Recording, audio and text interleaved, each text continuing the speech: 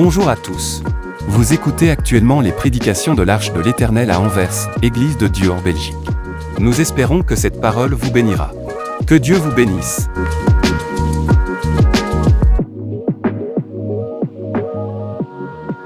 Voilà, sans plus tarder, nous allons nous lever, prendre nos Bibles et aller sur un texte 1 Jean 2, 15, 17. 1 Jean chapitre 2, versets 15 à 17. Nous allons lire au nom de Jésus. N'aimez point le monde, ni les choses qui sont dans le monde. Si quelqu'un aime le monde, l'amour du Père n'est point en lui. Car tout ce qui est dans le monde, la convoitise de la chair, la convoitise des yeux et l'orgueil de la vie ne vient point du Père, mais vient du monde. Et le monde passe et sa convoitise aussi. Mais celui qui fait la volonté de Dieu demeure éternellement. Amen. Amen. Voilà, donc je disais que il fait beau, nous sommes dans la joie. C'est les vacances, hein? Et c'est une saison où il y a beaucoup de publicité par-ci, par-là. C'est une saison de détente, hein? On nous dit d'aller nous reposer. La société nous pousse à profiter de la vie. Et parfois, sans trop réfléchir, c'est une question de plaisir. C'est de plaisir. Allez, profitez la vie. La vie est trop courte. Plaisir, quel plaisir, sans réfléchir. On nous parle de la liberté aujourd'hui. C'est comme si on voulait nous inciter à vivre l'instant. La société est faite, tous les médias sont faits pour que nous puissions vivre l'instant. On ne nous projette pas plus tard, l'au-delà, après cette terre. La société n'est pas là. Mais au milieu de tout ça, l'apôtre Jean, il vient et nous dit ceci: n'aimez point le monde. Voyez? Celui-là qui est qualifié comme l'apôtre de l'amour, l'apôtre Jean, parce que c'est lui qui disait: bien-aimés, aimons-nous les uns les autres. C'est lui qui a dit ça. Car l'amour de Dieu, car l'amour est Dieu. Ça, c'est l'apôtre Jean. Il dit encore: celui qui n'aime pas n'a pas connu Dieu, car Dieu est amour. Alléluia. Dieu est amour. Mais c'est lui-là même qui vient nous dire maintenant: n'aimez point le monde. Alléluia. Est-ce qu'il y a deux mondes? Est-ce qu'il y a deux amours? Est-ce qu'il y a deux types d'amour ici? Mais voyez un peu dans ces chapitres, ce qui est aussi intéressant, c'est que si nous commençons à partir du verset 12, il parle, il ne s'adresse pas à une certaine catégorie de la société. Il s'adresse à tous les âges, les enfants, les papas, les jeunes. Ça, c'est un commandement. N'aimez point le monde. Vous savez, même dans l'amour, si tu ne connais pas ce que l'autre n'aime pas, c'est toujours des problèmes dans la maison. C'est pourquoi même hier, on nous a appris à savoir se connaître. Parce que si je sais ce que Ndaya n'aime pas, si j'ose le faire, ça va me créer l'instabilité dans le foyer. Alors je dois savoir ce qu'elle n'aime pas. Parfois même ce qu'elle aime, je peux peut-être, bon. Mais ce qu'elle n'aime pas, je dois me rassurer, le connaître. Je dois tout faire pour connaître ça. Parce que cela, ça participe au développement de notre couple. Ici, on nous dit: n'aimez point le monde. Alléluia. C'est quoi ce monde dont il parle ici? Parce que moi, en lisant ces versets, je peux dire peut-être il y a deux types d'amour ici. D'amour. Un amour saint, parce qu'il dit il y a un amour saint. Cet amour-là tourné vers Dieu. Cet amour-là dont il parlait, hein, cet amour-là tourné vers toi et moi.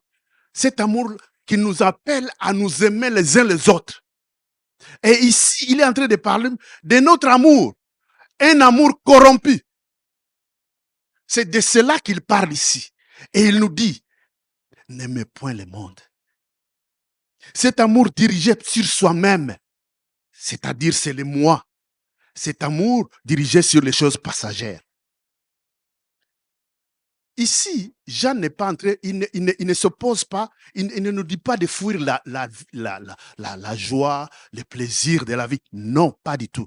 Il ne nous demande pas de renier la beauté de la nature, la beauté des choses. Il ne nous demande pas de ne pas travailler. Il ne nous demande pas de ne pas exceller dans la vie. Tout ce qu'il nous dit ici, c'est que nous devons aimer avec discernement. Alléluia. C'est-à-dire que nous devons orienter notre affection sur les choses éternelles, sur les choses de Dieu. Et c'est ça l'amour. Même quand je te dis je t'aime, ça doit être quelque chose reflété sur l'amour de Dieu, pour sa gloire. Ici, nous sommes pour la gloire de Dieu. Alléluia. Même Dieu aussi. Dieu ne nous appelle pas à renoncer au plaisir. Non. D'ailleurs, c'est lui-même le géniteur du plaisir. C'est lui qui a créé ça. Oui, oui. C'est lui qui a créé, ici dans Genèse 2:8, l'Éternel Dieu plantant un jardin en Éden. Si nous continuons, Éden ici signifie délice. Vous voyez ce que ça signifie délice? Délice, ce sont les choses, c'est la beauté, c'est l'abondance. C'est là où Dieu veut te voir vivre, dans ce qui est beau, dans ce qui est abondant. C'est ça le jardin que Dieu a préparé pour toi et moi. Dans la paix, dans des relations qui ne sont pas toxiques, des relations qui nous élèvent tous les jours. Ça, c'est l'Éden que Dieu a fait pour toi et moi. Alléluia. Et c'est là qu'il veut nous voir. Il veut nous voir. Le monde veut nous amener autre. Mais Dieu, il a planifié. C'est-à-dire, Dieu n'est pas contre, il ne renonce pas à la joie. Il veut nous voir joyeux. Il veut nous voir, il veut que nous trouvions cette vraie joie en lui. Il veut que nous puissions trouver le plaisir en lui. Car tout autre plaisir en dehors de Dieu, ce n'est plus du plaisir. Alléluia. Et même en ce moment où le monde nous attire vers le plaisir de ce monde, aujourd'hui, à travers la parole de Dieu, l'apôtre Jean nous dit, n'aimez point le monde. N'aimez point le monde. Alléluia. N'aimez point le monde. Je disais que Dieu n'est pas contre les plaisirs, mais il a placé des limites. Il place des limites. Et ce qu'il nous recommande également, toi et moi, dans nos plaisirs, de placer, parce qu'il veut nous protéger. Il protège nos cœurs, il protège nos cœurs. Ça, c'est ce que Dieu veut.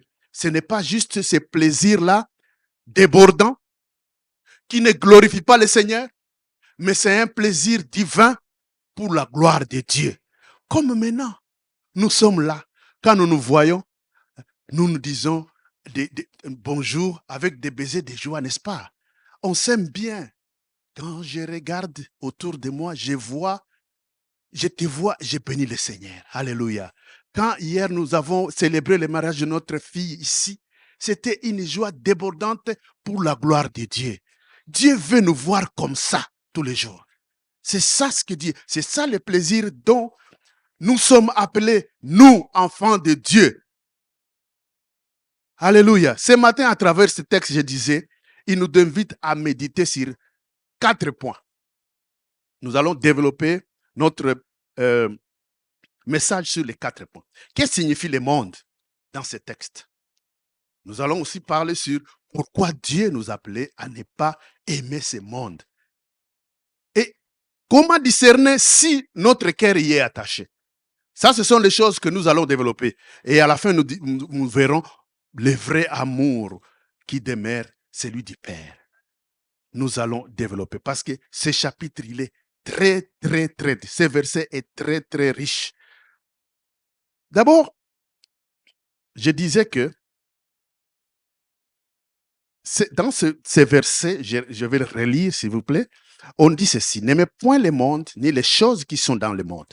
Si quelqu'un aime le monde, l'amour du Père n'est point en lui, car tout ce qui est dans le monde, la convoitise, 1. La convoitise de la chair, 1. La convoitise des yeux, 2. L'orgueil de la vie, 3. Ça, ce qui se trouve dans le monde. J'espère que cela ne te caractérise pas. J'espère que tu ne vis pas ces 3 aspects dans tes amours. Et ici, l'apôtre Jean nous dit, n'aimez point le monde. Il parle sur ces 3 aspects. Ces 3 aspects dont il parle, si nous revenons à la Genèse, nous verrons que ce sont ces 3 aspects qui ont causé la chute de Adam. Les yeux, n'est-ce pas? Les convoitises de la chair, les yeux et l'orgueil de la vie. Alléluia. Et aussi dans Matthieu, on voit que même Jésus, parce que ce sont les éléments que Satan utilise, c'est un schéma que Satan utilise souvent pour atteindre les enfants de Dieu. Il a également tenté avec la même stratégie avec Jésus dans le désert.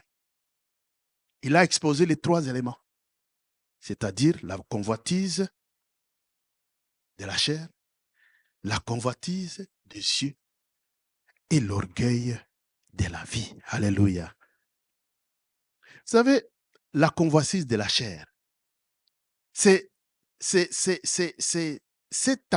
en fait, c'est tout ce qui est centré sur toi-même. C'est toi. Un désir charnel, débordant sur toi-même. Donc, tu veux te satisfaire toi. Tu ne penses pas, tu penses que tout ce qui te préoccupe dans la vie, c'est être satisfait.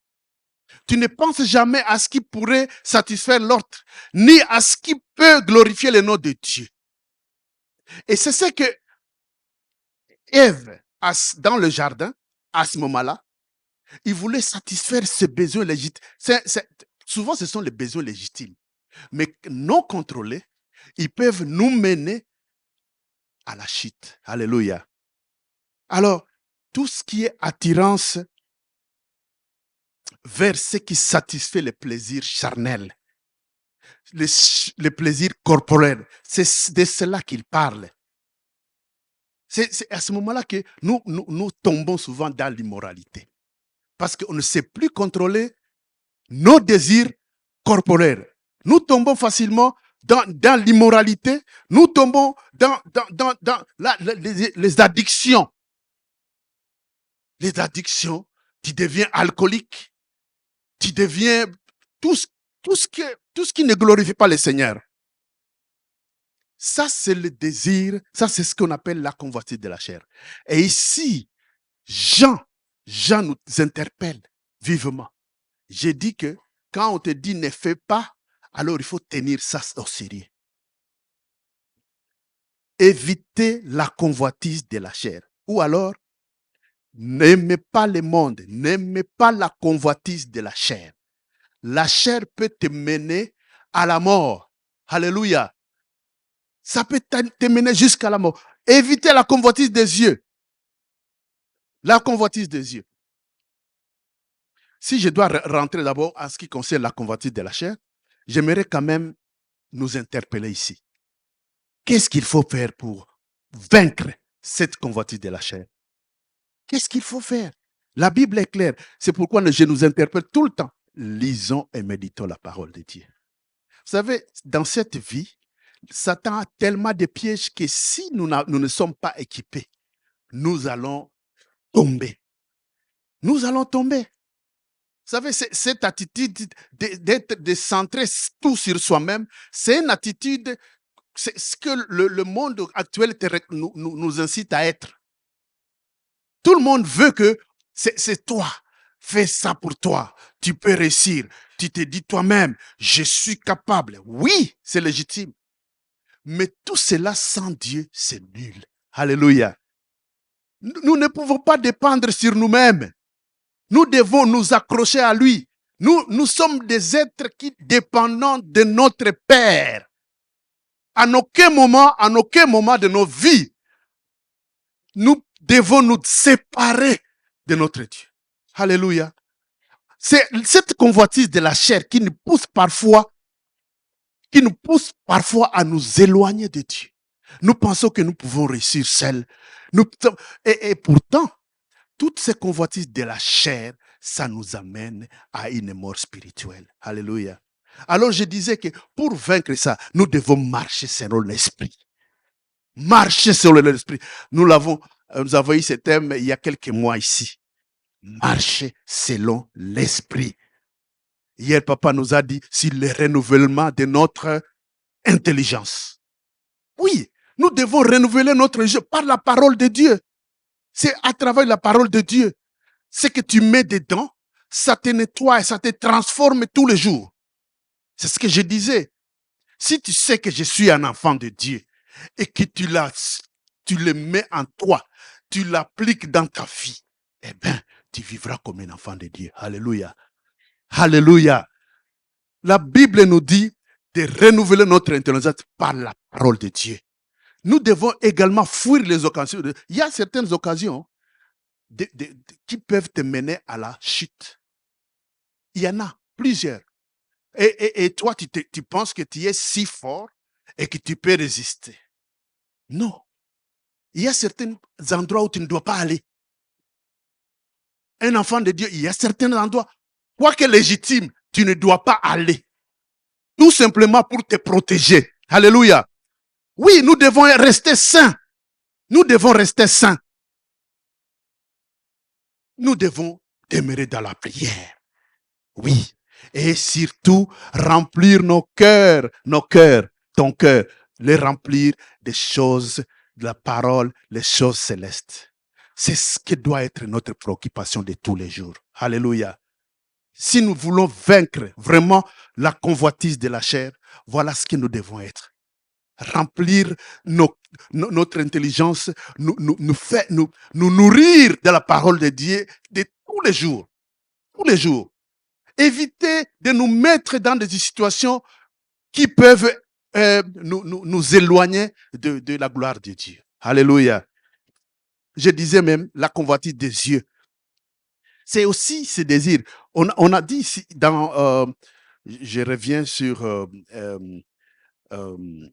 Ève. Ève, on dit si la femme vit l'arbre était bon à manger. Ça, c'est la convoitise de la chair. Agréable à la vue. Quoi? Convoitise des yeux. Agréable à la vue. Cette vie-là, qu'est-ce que nous voyons? Qu'est-ce que tu regardes? Où est-ce que tu mets tes yeux? À la fin, il y a beaucoup de choses dans ce monde où il faut savoir, comment dire, orienter ton regard vers les choses qui nourrissent ton cœur.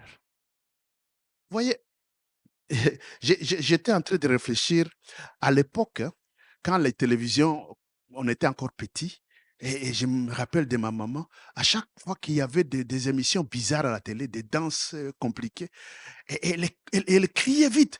Ça, c'est dans ma langue maternelle. Zimitez. Donc, c'était comme alerte. Éteignez la télé, éteignez. Donc, il fallait vraiment absolument à ce moment-là, à l'instant, éteindre la télé. Mais aujourd'hui, qu'est-ce qu'on regarde? Qu'est-ce que nous regardons dans ces chaînes de télévision, sur Internet? Tes yeux sont où? Et parfois même, toi-même, tu les cherches. Ce n'est pas que ça vienne accidentellement. Toi-même, tu fouilles, tu tombes là-bas. Tu regardes. Mes chers frères, il y a ce qu'on appelle la convoitise. Et ça, l'apôtre Jean nous interpelle. N'aimez point le monde. N'aimez point la convoitise des yeux. Tu as les yeux, tu vois quelque chose, tu le désires, tu veux l'obtenir directement. Ça, ce sont des choses, tu vois comme papa disait encore, tu vois quelqu'un avec un véhicule, tu ne sais pas comment il aille, toi aussi directement, je veux ça. Ça, c'est ce qu'on appelle les convoitises de yeux. Et la Bible nous recommande de nous éloigner de ça. Oui, ce n'est pas le fait de voir. Voir, c'est normal. Mais c'est le regard que tu portes à ça. Donc, à un certain moment, si ça t'amène à un désir désordonné, il faut fuir. Tu fermes la télé. Éteins la télé. Coupe cette chaîne. Tu es enfant de Dieu. Tu ne dois pas regarder n'importe quoi. Ne te salis pas à travers les yeux. Ne mets pas la saleté en toi à travers les yeux, juste parce que c'est la modernité. Non. Nous ne sommes pas d'ici, nous sommes enfants de Dieu. Et nous devons vivre selon notre identité. Ne regardez pas n'importe quoi. Non. Ne regarde pas les choses qui vont te mener à la mort. Nous sommes en train de dire ici, nous sommes en train de parler sur ce que nous recommande l'apôtre Jean. N'aimez point le monde. N'aimez point le monde. N'aimez point l'orgueil de la vie. L'orgueil de la vie. Oh, l'orgueil. C'est cette tendance de vouloir te glorifier. Ce que je disais, on veut tourner sur soi-même. Tu veux mettre la vie sur toi. J'ai réussi, j'ai ceci. Est-ce que, chez nous on dit, est-ce que Oyebingai? Il y a ces mots, hein. Tu vas là-bas, tu entres dans un taxi, quelqu'un te dit, Oyebingai, c'est quoi ça? Donc, ce sont des tendances, même les chrétiens tombent sur ça. Ce sont les orgueils que nous, comme enfants de Dieu, toi et moi, Dieu nous demande, n'aimez point le monde. Nous devons nous abstenir de tout ça. Ça ne nous caractérise pas. Ça ne nous honore pas. Nous sommes enfants de Dieu. Nous sommes enfants de Dieu. Alléluia. Nous sommes enfants de Dieu. Nous devons savoir cultiver l'humilité dans nos vies. Parce que, tu sais, l'orgueil, pour guérir d'orgueil, il faut être humble. Ouais. Il y a plusieurs autres fois. Évidemment, nous nourrissons de la parole de Dieu, c'est bien. Mais décide d'être humble dans la vie. Nous devons être humbles. L'orgueil de la vie peut te mener à la mort. Nous ne devons pas croire que c'est toi, moi, ce que tu as là, c'est toi-même qui l'as obtenu par tes forces. La Bible dit dans 1 Corinthiens 4, 7, qu'as-tu que tu n'aies réussi? Qu'as-tu? Qu'est-ce que j'ai que je n'ai réussi? Tout ce que j'ai, c'est Dieu qui me donne. Vous voyez, même ce que voulait Ève, quand Satan est allé les tenter, c'est qu'il voulait avoir ce pouvoir-là de connaître tout ce qui est le mal et le bien. Hein, comme ça, il se sent valeureux. Non.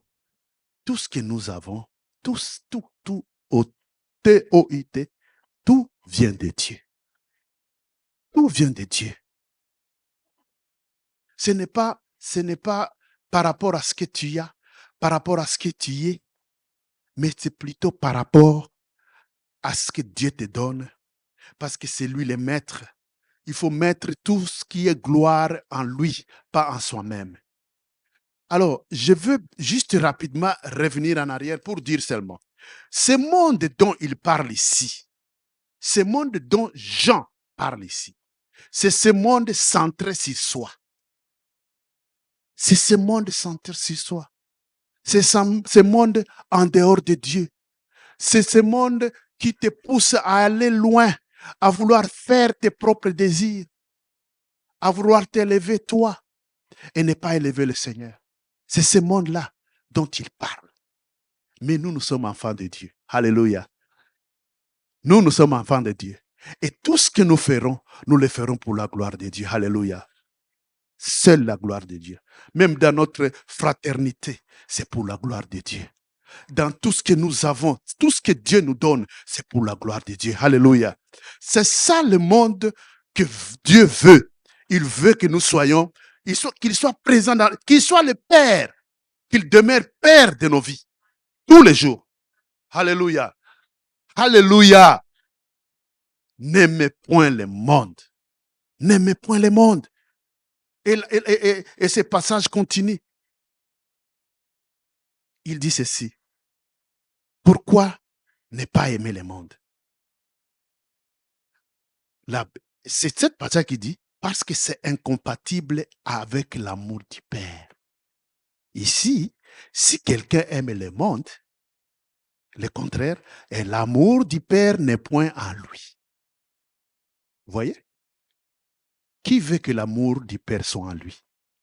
Alors n'aimons point le monde. Mes chers frères, bien-aimés, vivons pour la gloire de Dieu. N'aimez point le monde parce que l'amour du monde te rend incompatible avec l'amour de Dieu, l'amour du Père. Oh, moi, j'aime être aimé par le Père. Quand tu te sens aimé par le Père, tu es en sécurité. Il n'y a pas mieux que ça. Tout le monde aimerait être aimé par son époux. Nous tous, hein, n'est-ce pas que on se dit, on s'aime et tout le monde veut que je sente que vraiment il m'aime. Ça doit être réciproque. Alléluia. Si tu aimes le monde, alors sache que ce monde-là, l'amour du Père n'est pas à toi. C'est un test que je te balance aujourd'hui. Que ce passage te balance aujourd'hui. Teste-toi. Est-ce que vraiment l'amour du Père est en moi? Est-ce que cet amour de Dieu, est-ce que c'est ce qui me caractérise? La parole de Dieu, c'est dit. Deuxième point. Parce que ce qui est dans le monde ne vient pas de Dieu. Alléluia. Voilà pourquoi tu ne dois pas aimer le monde. Ça ne vient pas de Dieu. Nous voulons obtenir des choses qui viennent de Dieu. Nous voulons obtenir des bénédictions qui viennent tout droit de Dieu. Pas les bénédictions de ce monde. Les bénédictions qui trompent. Aujourd'hui, on nous apprend que avant d'obtenir un job, apparemment, je ne sais pas, il apparaît que beaucoup de jeunes gens tombent dans des mouvances un peu diabolico juste pour obtenir quelque chose. Non, ça peut paraître bénédiction charnelle, mais ça ne vient pas de Dieu. Alléluia. Nous, ces enfants, nous devons désirer ce qui vient de lui. Je veux manger du plat de mon père. Je veux manger ce que ma maman a préparé pour moi. Ça doit être le désir. Je veux manger ce que mon épouse prépare pour moi. Alléluia. Ça, ce qui devrait être notre désir. Nous ne devons pas être des gens qui désirent aller nous satisfaire en dehors de notre famille. Alléluia. Ça, c'est le deuxième élément. Car cela ne vient point du Père, mais du monde. Oui. Ce sont des plaisirs. Ce sont des plaisirs. Oui, se faire plaisir, c'est bien, on l'a dit. Mais ce sont des plaisirs qui ne sont pas sains. Tu te comportes vraiment comme tu te fais plaisir, bien sûr, c'est bien, c'est légitime. Mais est-ce que c'est sain? Rentre en toi et pose-toi la question. Ce que je fais là, c'est bien. Ça fait du bien dans le corps. Mais est-ce que vraiment c'est sain? Ça, ce sont des questions. Cette réussite dont j'ai parlé les jeunes gens qui réussissent dans des carrières, mais qui se font affilier dans des mouvements sataniques. Oui, c'est peut-être une réussite aux yeux du monde, mais il n'y a pas de vérité là-dedans. Il n'y en a pas. Donc, ça, ce sont les choses pour lesquelles nous devons nous poser que ces questions. Est-ce que ça vient du Père? Ces plaisirs-là, est-ce que ça vient du Père? Nous, aujourd'hui, j'étais en train de dire, quelqu'un disait, hein, à l'époque, quelqu'un disait que aujourd'hui, les mariés cherchent à vivre comme des célibataires. Tu es marié, mais tu commences à, quand tu t'adresses aux jeunes filles ou aux jeunes garçons, tu parles comme si avec légèreté, comme si tu étais célibataire. Et les célibataires veulent vivre comme des mariés. Il n'est pas marié, mais il commence à... Bon, n'aimons point le monde. Vous savez, si nous sommes ici, c'est pour la gloire de Dieu. Et si nous passons en dehors du chemin que Dieu a fait pour tout, c'est la mort. Le salaire du péché, c'est la mort. N'aimons point le monde. N'aimons point le monde. Troisième point, toujours là dans le même verset, parce que le monde passe. Alléluia. Ce monde qui nous attire, qui est bling bling, ça brille. Ça nous demande de faire dans l'immédiat. On t'appelle, on te dit, signe maintenant. Je vous ai raconté des histoires de ces gens qui nous appellent tout le temps. Au téléphone, ils te disent, signe le contrat. Là, pas demain, maintenant. Ils sont tellement pressés. Juste pour... Ça, c'est le monde qui nous attire en ça. Mais ce monde va passer. Et sa convoitise aussi. Alléluia. Le monde passe, que nous le voulions ou pas. Tu peux amasser toute la richesse du monde. Tout. On te donne tout à toi. Mais sache que tout ça, ça va passer.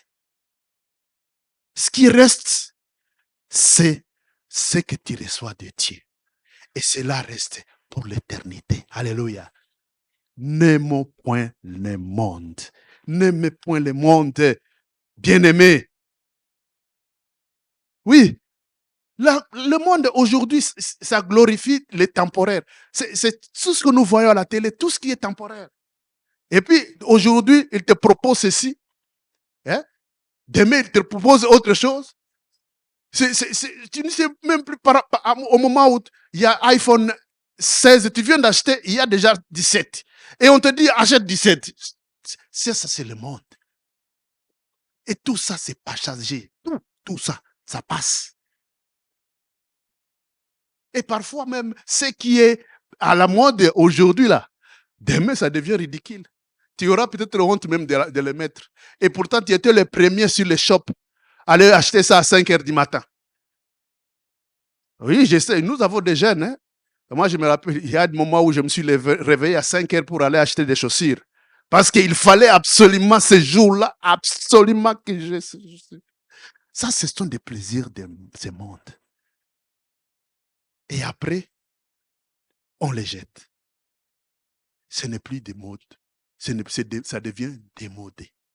Ça devient démodé.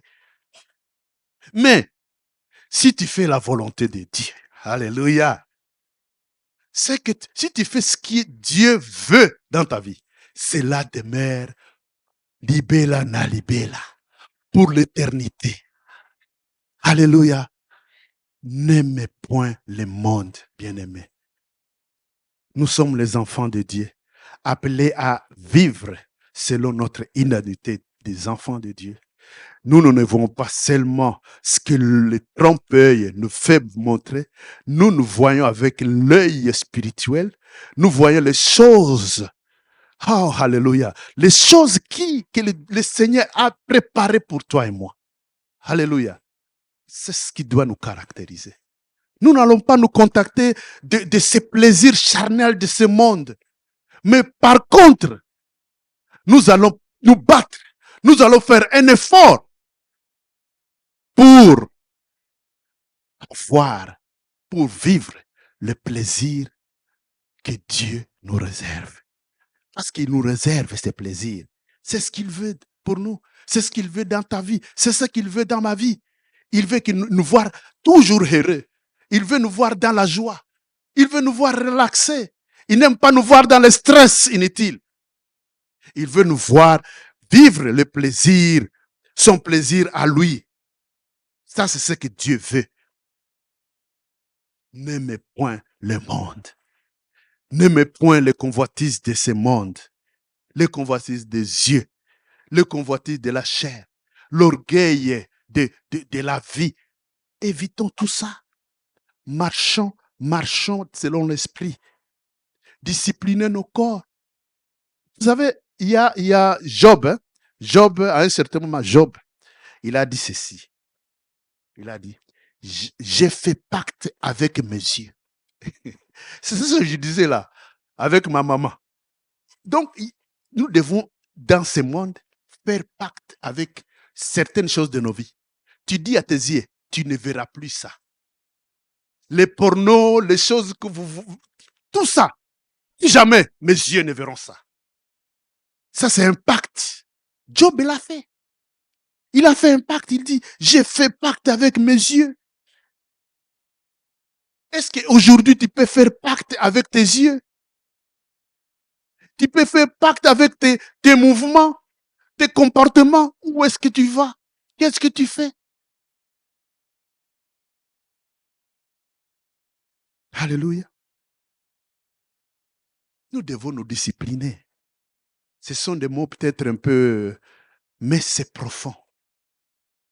Oui, les enfants de Dieu, nous n'allons pas vivre une vie, nous commencer à nous compromettre tous les jours dans cette vie mondaine. Non, nous n'allons pas nous compromettre tout. Certes, c'est difficile, mais nous sommes équipés. Dieu nous donne un équipement, nous donne sa parole. Sa parole. Lis, médite, prie. Parce que tu dois être fort. Nous devons être forts. Sinon, le diable, il va nous briser. C'est ça sa volonté. Il cherche à te briser tous les jours, à te casser à morceaux, à te couper comme c'est pas moi. Mais si tu restes demeure ferme, si tu pries avec persévérance, si tu fuis ces occasions-là de chute, alléluia,